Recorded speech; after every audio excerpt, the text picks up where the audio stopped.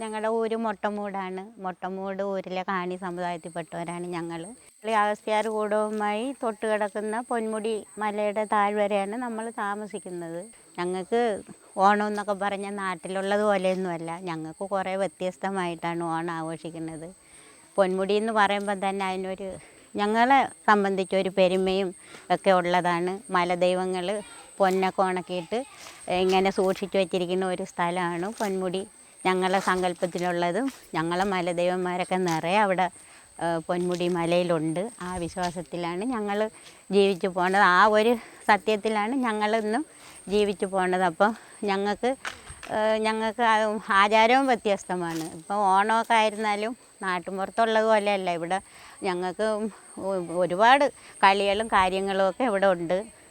വലിയ സന്തോഷമായിട്ടാണ് നമ്മൾ ഈ 10 ദിവസം, അത്തം തുടങ്ങിയ 10 ദിവസവും ഞങ്ങൾ ഓണം സന്തോഷമായിട്ടാണ് ഞങ്ങൾ ആഘോഷിച്ചുകൊണ്ട് വരുന്നത്. ഉള്ളതുകൊണ്ട് ഞങ്ങൾ വളരെ സന്തോഷമായിട്ടാണ് ഓണം ആഘോഷിക്കുന്നത്. എല്ലാവരെയും ഞങ്ങൾ ഇങ്ങോട്ട് സ്വാഗതം ചെയ്യുകയാണ്.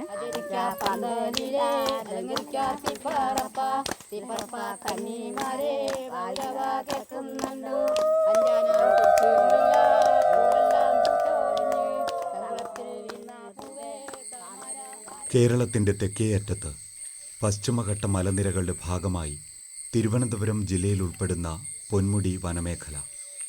കാടിനകത്താണ് ഗോത്രവർഗ സമൂഹമായ കാണിക്കാരുടെ ഊര്.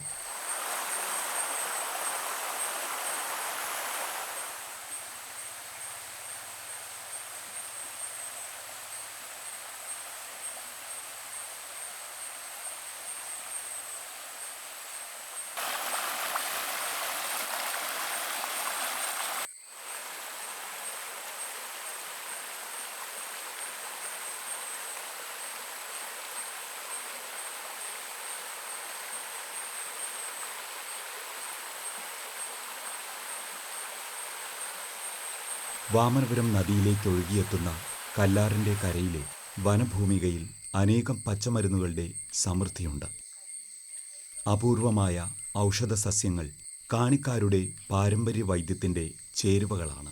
ഞങ്ങൾ കാണിക്കാർ പണ്ട് പരശുരാമൻ്റെ കാലം തൊട്ടേ പരശുരാമന് സഹായത്തിനുമായി വന്നവരാണ്. കേരളമല്ല ചേരളം ഒന്ന് എറിഞ്ഞു പിടിച്ച് കടലമ്മയിൽ നിന്ന് എറിഞ്ഞു പിടിച്ച കരയാക്കി കിട്ടിയ മണ്ണ് പരശുരാമൻ കാണാൻ ഇറങ്ങിയപ്പം കാല് ചെളി പൊതഞ്ഞുകൊണ്ട് അറിയാതെ പേര് വിളിച്ചാണ് ചേരളാണ് ദേവി തന്ന മണ്ണ് ചേരളാണ് ചേറിൻ്റെ വിളന്നില്ല. ആ ഉറയ്ക്കാത്ത ഭൂമിയിൽ പിന്നെ ഉറയ്ക്കണമെങ്കിൽ എന്തെങ്കിലും ചെയ്യാം. അപ്പം പരശുരാമൻ മനസ്സിൽ ദിവ്യ ദർശനം കിട്ടിയ യാഗം കഴിച്ചാൽ ഭൂമി ശുദ്ധമാക്കണം. ക്ഷത്രിയരെ കൊന്ന ഈ വീരഹത്യാഭാവത്തിൻ്റെ കറയുള്ളതുകൊണ്ട് പരശുരാമന് ഇത് ഇങ്ങനെ പറ്റിയതാണെന്നാണ് വിശ്വാസം. അത് പിന്നെ ശുദ്ധി ചെയ്തെടുക്കണം. അങ്ങനെ മുനിമാരെ തിരക്കി പോകും. ശുദ്ധി ചെയ്യാൻ അഗസ്ത്യ മുനിയെ തേടി പിടിച്ച് കണ്ട് കാര്യം പറയും. അപ്പോൾ അഗസ്ത്യ മുനി പറയും, രാമ, നീ ചെയ്ത പാപത്തിൻ്റെ ഫലമാണ് മണ്ണ് നിനക്ക് ശുദ്ധമായി കിട്ടാതെ. ബ്രാഹ്മണർക്ക് ദാനം കൊടുക്കാമെന്ന് പറഞ്ഞ് ഉണ്ടാക്കിയല്ലേ. അപ്പോഴും പിന്നെ പറയും, അതിന് ഞാൻ അത്രയും ദൂരം വരണമെങ്കിൽ എനിക്ക് നടപ്പന്തലും നടപ്പലകയും വേണം. ഇപ്പോൾ ഏതോ നാട്ടിൽ നിന്ന് അഗസ്ത്യമുനിയെ ഇതുവരെ നടത്തിക്കൊണ്ടുവരാൻ പറ്റൂലല്ലോ. അപ്പോഴും നടപ്പന്തലും നടപ്പലകയും വേണമെങ്കിൽ. അപ്പം പരശുരാമൻ്റെ ഓർമ്മയിൽ തെളിഞ്ഞ വിദ്യ പ്രയോഗിച്ച് മാന്ത്രിക ശക്തി കൊണ്ട് ഓലക്കൊടയും മെതിയടിയും കൊടുക്കും. അത് കേട്ടപ്പോൾ മുനിക്ക് സന്തോഷമായി. ഇതുവരെ നടന്നു വരാൻ നടപ്പന്തൽ, ഓലക്കൊട, നടപ്പലക, മെതിയടി അങ്ങനെ കൊണ്ടുവരുമ്പം പറയും, എങ്കിൽ ഞങ്ങളെ ശിഷ്യന്മാർ മല മക്കളുണ്ട്, അവരെ കൂടി വിളിക്കണം. അവരെ വിളിച്ചാലേ ഓടുള്ളൂ എന്ന് പറയും. അപ്പോഴും പിന്നെ പരശുരാമൻ ചെന്ന് കാട്ടിൽ അവിടെ അലഞ്ഞു നടന്ന ഈ മല നമ്മുടെ സമുദായക്കാരെ കൊണ്ടുവരും. കാരണം അഗസ്ത്യമുനിക്ക് പിന്നെ ശിഷ്യന്മാരായി നിന്ന് കാട്ടിലെ തേന്, മരവുരിത്തോല്, മാൻതോല് ഒക്കെ യാഗത്തിന് ആവശ്യമുള്ള സകലതും ഒരുക്കി കൊടുക്കുന്ന ഈ കാട്ടു മനുഷ്യരാണ്. അങ്ങനെയാണ് വിളിച്ചത്. പിന്നെ അവർ പറഞ്ഞപ്പം തന്നെ ആവശ്യം കേട്ട് അവർ വന്ന വഴിക്ക് തന്നെ എല്ലാം ശേഖരിച്ചു കൂട്ടി മുനിയെ കണ്ടു വണങ്ങും. അപ്പം അങ്ങനെയാണ് യാഗം കഴിച്ചത്. കാടിൻ്റെ സമൃദ്ധിയിൽ ജീവിതം വാർത്തെടുത്ത ഇവർക്ക് പാരമ്പര്യ വൈദ്യത്തോടൊപ്പം ജീവനോപാധിയായി കൈത്തൊഴിലുകളും ഏറെയുണ്ട്. ഈറച്ചീന്തുകൾ മെടഞ്ഞുണ്ടാക്കുന്ന കൂടകളും തൊപ്പികളും ഇവരുടെ ആഘോഷങ്ങളുടെയും ആചാരങ്ങളുടെയും എന്ന പോലെ നിത്യജീവിതത്തിൻ്റെയും ഭാഗമാണ്. കിരീടം ഞങ്ങൾ തൊപ്പി എന്ന് പറയും. ഇത് തൊപ്പി ഉണ്ടാക്കുന്നത് പണ്ട് രാജാവിന് വരെ മുഖം കാണിക്കാൻ പോകുമ്പം ഇത് കൊണ്ടുവന്ന് തലയിൽ വെച്ച് കൊടുക്കുന്ന ഒരു സമ്പ്രദായമാണ്. അപ്പോൾ ഇത് പിന്നെ പരിപാടിക്ക് മാത്രമല്ല, ഇത് നമ്മളെ പെരകളിൽ ഇത് റെഡിയാക്കി കാഴ്ചയ്ക്കൊക്കെ വയ്ക്കാനും കൊള്ളാം. പിന്നെ കലാപരിപാടി വയ്ക്കുന്ന അതിന് തൊപ്പിയായിട്ട് വയ്ക്കാൻ കൊള്ളാം. അപ്പം അങ്ങനെ ഒരുപാട് കാര്യങ്ങൾ ഇതുണ്ട്. അല്ലാതെ ഇന്ന സമയവും സന്ദർഭമൊന്നുമില്ല.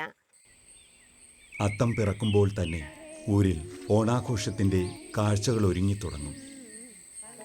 ആഘോഷം ഒന്നു തന്നെയെങ്കിലും കഥകളിലും അനുഷ്ഠാനങ്ങളിലും വ്യത്യാസമുണ്ട്. വാമൊഴിയായി പറഞ്ഞുകേട്ട കഥ ഗോത്രപുരാവൃത്തമാണ്. നിങ്ങൾ മാവേലി എന്ന് പറയുമ്പോൾ ഞങ്ങൾ മാവേലൻ. വേലസ്ഥാനം നമ്മൾ ആൾക്കാർക്കുണ്ട്. വേലസ്ഥാനം ബലി പൂജാദികൾ ചെയ്യുന്നവന് വേലസ്ഥാനം കൊടുക്കും, പുരോഹിതൻ്റെ സ്ഥാനം. അതുകൊണ്ടാണ് മഹാവേലൻ. യഥാർത്ഥം മല അരയന്മാർ. നമ്മളെ ആൾക്കാർ കാണി അളന്ന് തിരിച്ച് ഓരോ ഏരിയ തിരിച്ചുകൊണ്ടാണ് കാണിക്കാരൻ. അങ്ങനെ മന്ത്രവും തന്ത്രവും ഒക്കെ ചെയ്ത് ജീവിച്ച ഒരു കുടുംബം, ഒരു പ്രദേശം കെട്ടി അടക്കി ഭരിച്ചിരുന്ന ഒരു നേതാവാണ് മാവേലൻ. ഈ മാവേലൻ്റെ പിന്നെ ഭാര്യയാണ് മാവേലി അമ്മ. അത് കാർത്തിക കാണാനാണ് എത്തണ. കന്നി തിരുവോണം കഴിഞ്ഞാൽ കാർത്തികയാണ് വിശേഷ നാൾ, അതിന് വരും. അത് കണ്ട് അതാണ് നമ്മളുടെ വിശ്വാസം, ആചാരവും അതാണ്. ഓണാഘോഷങ്ങൾക്ക് ഊരിലെ പല കാണിക്കുടുംബങ്ങളും ഏതെങ്കിലും ഒരു വീട്ടിൽ ഒത്തുകൂടും. അടുക്കുവള്ളിയെന്ന പ്ലാച്ചുവള്ളി നെടുകെ പിളർന്ന് ഉയരത്തിൽ വളർന്നു നിൽക്കുന്ന മരത്തിൽ ഊഞ്ഞാല് കെട്ടും.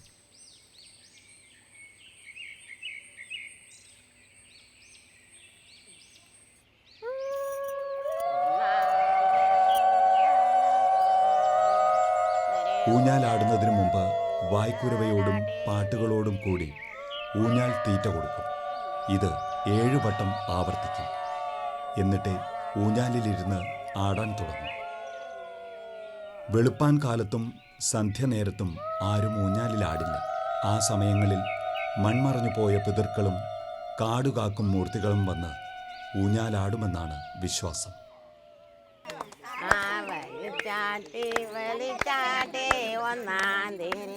ഈ ഗോത്രവർഗങ്ങളുടെ ഉൽപ്പത്തിയെക്കുറിച്ചും അവരിവിടെ എത്തിപ്പെട്ടതിനെ സംബന്ധിച്ചും പുരാണങ്ങളുമായി ഇഴചേർന്ന ചില വിശ്വാസങ്ങൾ ഇവർക്കിടയിലുണ്ട്. നമ്മൾ ശിവൻ്റെ ആൾക്കാരാണ്. തോറ്റം പറഞ്ഞാൽ ഹിമാലയ സാനുക്കളിൽ പരമശിവൻ ആദിവാസിയാണ്. യഥാർത്ഥത്തിൽ ഹിമാലയത്തിൽ ജീവിച്ചിരുന്ന അന്നത്തെ കാലത്തെ കാട്ട് മനുഷ്യനാണ് അദ്ദേഹം. പാർവതിയൊപ്പം ലോഹം ചുറ്റി കാണാൻ സഞ്ചരിക്കാൻ എരുതിൻ്റെ പുറത്ത് കയറി ഇറങ്ങിയപ്പം ഒരു പാറയിടുക്കിൽ 2 നരക്കോലങ്ങൾ ഇരിക്കുന്നുണ്ടെന്ന്, പേക്കോലങ്ങൾ. ആളാണെന്ന് പോലും അറിഞ്ഞൂടാ. അത്ര മാലിന്യമായ വേഷത്തോടെ തേഞ്ഞു മാഞ്ഞു 2 രൂപ ഇരിക്കുന്നുണ്ട്.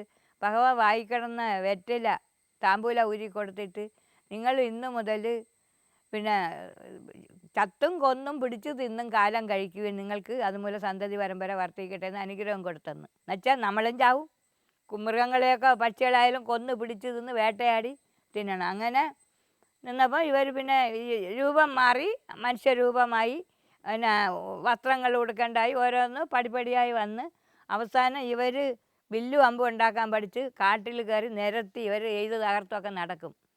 കാട്ടുജാതിയാണ്, അസുരവർക്കം എന്നൊക്കെ പേരെടുത്തതാണ്. ഇങ്ങനെ കൊണ്ടു നടക്കുമ്പോൾ അഗസ്ത്യമുനി കണ്ടുമുട്ടും. ഗംഗാതടത്തിൽ വെച്ച് കണ്ടെന്നാണ് അറിവ്. പിന്നീടല്ലേ അഗസ്ത്യർ ഇങ്ങോട്ട് വന്നുള്ളൂ. അപ്പോഴത്തേക്ക് ഇവർക്ക് ഇങ്ങനെ വിട്ടാൽ പറ്റൂലല്ലോ.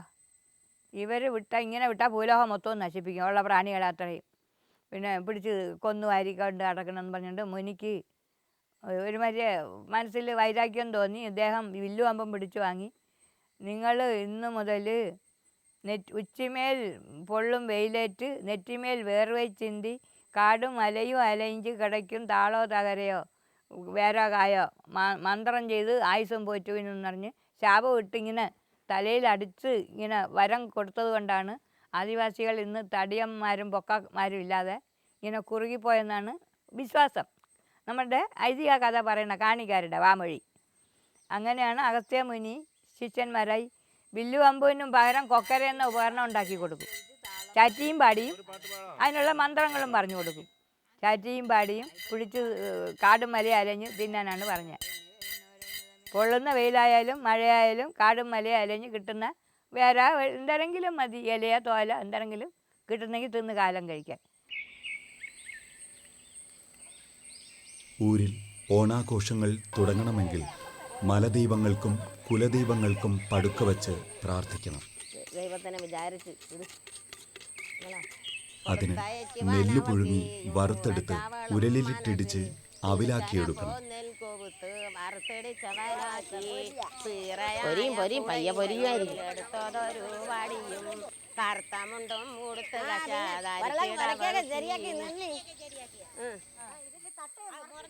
തട്ടണ്ട ഇങ്ങനെയുള്ള ഉരലിലാണ് തട്ടുക. ഇങ്ങനെ ഇടുക്കി ഇടുക്കി ഇടി ഇടി ഇടി കൊടുത്ത് കച്ചാതരിച്ചിടവക്കിഴിയിൽ കൊടുത്തയച്ചാനവൾ കിഴിയും. അങ്ങനെ വരളിന്ന് വാരി അവല് വാരി ഇടൂ. അങ്ങനെ ഉമ്മിയൊക്കെ ശരിയായ കുറുമ. നെല്ലൊക്കെ ഇനി തൊലിച്ചാന്തോ. പാറ്റി വൃത്തിയാക്കിയ അവല് ഈറക്കൂടകളിൽ നിറയ്ക്കും. പാട്ടും കുരുവയിടലും ആഘോഷങ്ങൾക്ക് പൊലിമ കൂട്ടും. അവിലും മലരും പൂമാലയും മഞ്ഞയും വാഴക്കുലയുമായി പടുക്ക സമർപ്പിക്കാൻ ദൈവപ്പുരയിലേക്ക് പോകും.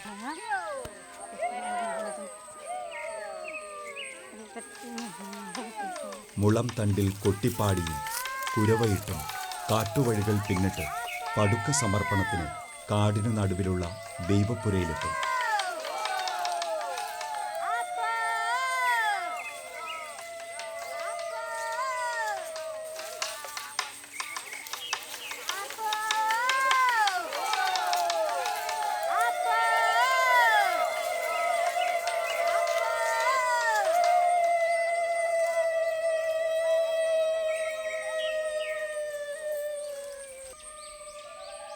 കാട്ടുകൂവയിലയിൽ പടുക്ക വയ്ക്കുന്നു. ആദ്യം ശിവന്, പിന്നെ ഗണപതിക്ക്, അതുകഴിഞ്ഞ് അഗസ്ത്യമുനിക്ക്. കുലദൈവങ്ങൾക്കും മലദൈവങ്ങൾക്കും ഗുരുകാരണവന്മാർക്കും പടുക്കയിട്ട് മഞ്ഞയിട്ട് പ്രാർത്ഥിക്കുന്നു.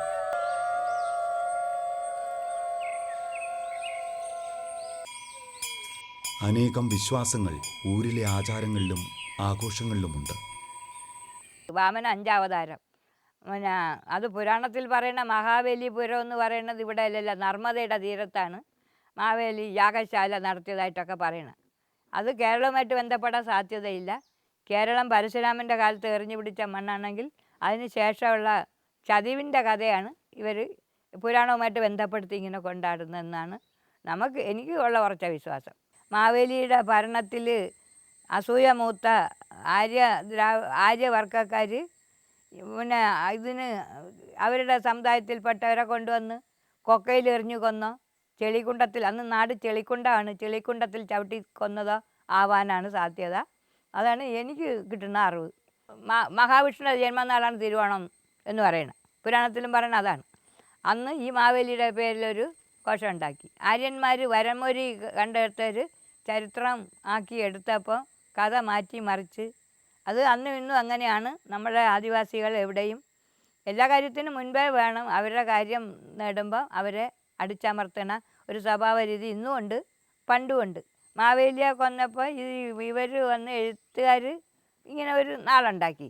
നമ്മുടെ ആൾക്കാർ ആ കൊന്ന ദിവസം എങ്ങനെയെങ്കിലും കണക്ക് വെച്ച് എന്തെങ്കിലും പൂജ കൊടുക്കും. പണ്ട് നമ്മൾ ചാവുന്ന അറിവുപോലെ ഇപ്പം ശുദ്ധി ചെയ്യുന്ന ചാവുകൾ മൂർത്തികളായിരിക്കും, മന്ത്രമൂർത്തികളായി. കുടുംബത്ത് സാമാന്യ ഭേദപ്പെട്ട സ്ഥാനം. ശുദ്ധി ചെയ്യാത്ത ചാവുകൾക്കും കൊടുക്കണം, പ്രത്യേകം ഇട്ടേക്കണം. അത് ഓണത്തിനായാലും ഏത് നാളിനായാലും നമ്മൾ കൊടുക്കണമെന്ന് തോന്നി വെള്ളം കൂടി വയ്ക്കണമെന്ന് പറയും. ചെറിയ തവിടാണ് മിക്കാറ് പണ്ട്. തവിട കരിക്ക അതിനാണെങ്കിൽ എന്തെങ്കിലുമൊക്കെ വെച്ച് മുറ്റത്ത് വെച്ച് ഒരറ്റം അതൊന്ന് ഒതുക്കി കൊടുക്കും. വലിയ ദേവന്മാർക്ക് മുൻകേ വയ്ക്കണം, പിന്നാലെ ശുദ്ധി ചെയ്ത ചാവുകൾക്ക് വയ്ക്കണം. അത് കഴിഞ്ഞിട്ട് ശുദ്ധി ചെയ്യാത്ത ആൾക്കാർ കാണും, അവർക്കും ഉള്ള ഭക്ഷണം കൊടുക്കും. ഞങ്ങൾ കർത്തവാവിന് ബലിയിടില്ല. അതുപോലെ മാവേലനും ഒരു സമൂഹത്തിൻ്റെ നേതാവായിരുന്ന ആളായതുകൊണ്ട് മാന്യമായ സ്ഥാനം കൊടുത്ത് ആചരിക്കും.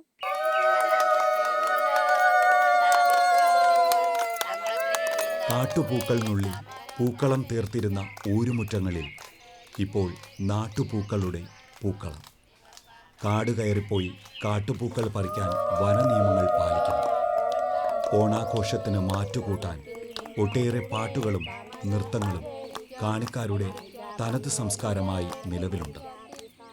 കല്ലണപ്പാട്ട്, പത്തടിപ്പാട്ട്, ചോനൻ പാട്ട്, കാട്ടാളപ്പാട്ട്, ഇങ്ങനെ പലതും ശേഷിപ്പായി ഊരിലുണ്ട്. ഊരിലെ ആഘോഷങ്ങൾ സ്ത്രീ കൂട്ടായ്മയുടെ നേർചിത്രങ്ങളാണ്. പാട്ടും നൃത്തവും ഇവരുടെ ആവേശമാണ്.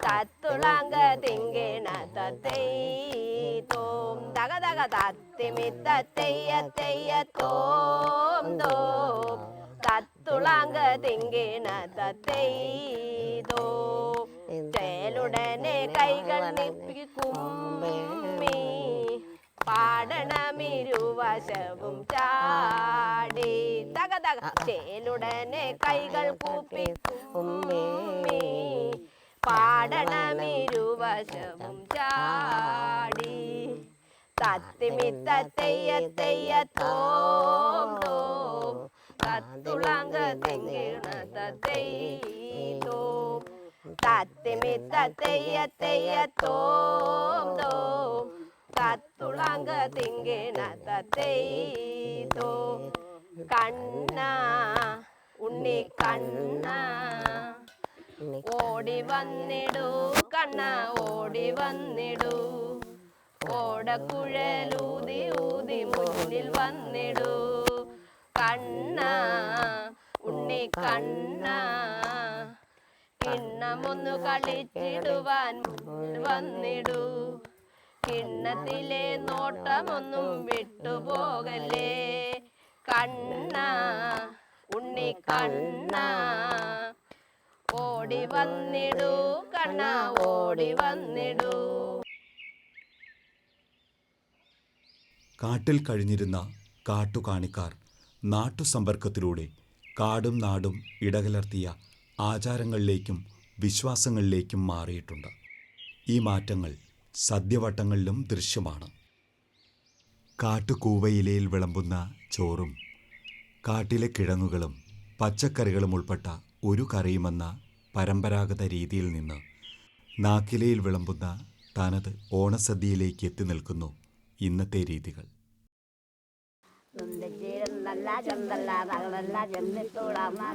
ഊരിലെ ഓണത്തിന് തോലുമാടനുമുണ്ട്. കാട്ടിൽ പണ്ട് ശിവൻ കണ്ട പേക്കോലങ്ങളുടെ ഓർമ്മയുണർത്താനെന്ന വണ്ണം കരിയിലയുടുത്ത വിചിത്ര രൂപിയായാണ് തോലുമാടന്റെ വരവ്.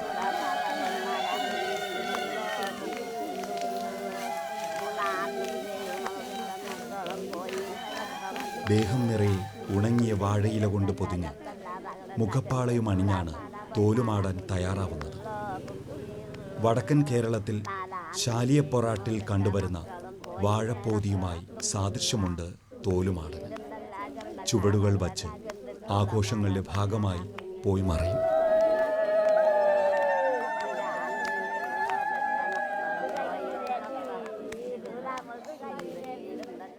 ഐതിഹ്യങ്ങളും വിശ്വാസങ്ങളും ഇടകലർന്നും ഇഴപിരിഞ്ഞും ഒരേ സംസ്കാരത്തിൻ്റെ ഭാഗമാവുകയാണ്. പാട്ടിൻ്റെ ഈണവും താളത്തിനൊപ്പിച്ച ചലനങ്ങളുമായി പ്രകൃതിയോടലിഞ്ഞ് ഒരു ഉത്സവകാലം. കന്നിമാരെ